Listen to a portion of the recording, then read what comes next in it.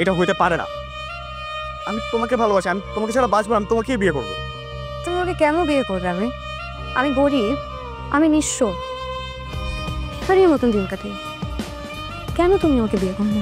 আচ্ছা, একজন মানুষের ভালোবাসা কি তার টাকা পয়সা বংশমর্যাদা এগুলো দিয়ে বিচার হয়? আমি তোমাকে ভালোবাসি, এর থেকে বড় সত্য আর কোথাও নেই।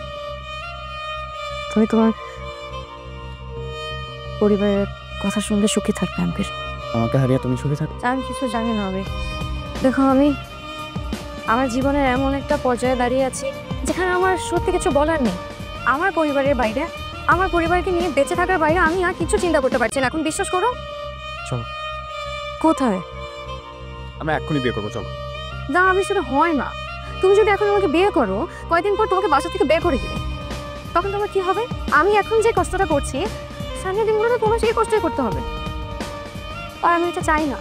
আমার এখন একটা চাকরি খুব দরকার। একটা চাকরি পেলে আমি এখন প্রাণে বেঁচে যাই। একটা চাকরি আমার জন্য ততটাই জরুরি যতটা বেঁচে থাকার জন্য মানুষের পানি খাওয়া জরুরি। বিশ্বাস করো। ইনশাল্লাহ চাকরি হয়ে যাবে, আমার বিশ্বাস তোমার চাকরি হয়ে যাবে। আমার বিশ্বাস চাকরি হয়ে যাবে। দেখিনি।